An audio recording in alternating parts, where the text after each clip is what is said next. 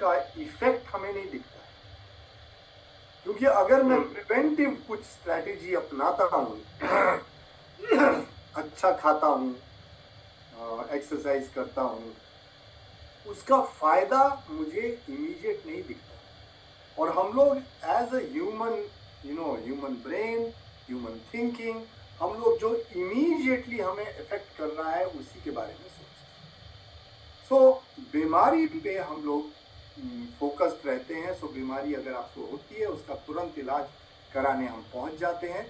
उस बीमारी के बैकग्राउंड के बारे में हम लोग नहीं सोचते हैं, या उस बीमारी का कॉज क्या था उसके बारे में तो बिल्कुल ही नहीं सोचते हैं।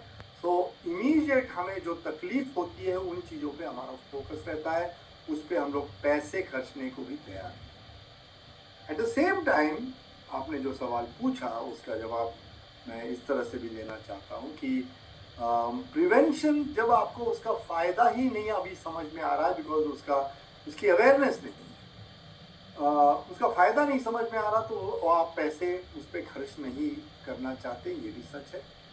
दूसरी तरफ ये सच है कि धीरे धीरे धीरे मेडिकल ट्रीटमेंट और बीमारियों का इलाज जो है वो इतना महंगा होता जा रहा है।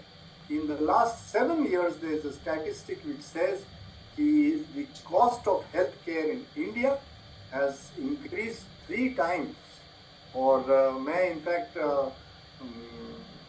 I have been at the same hospital for the last 25 years, and I can, in fact, the time that I joined my current hospital and the time that I joined this opportunity is almost same।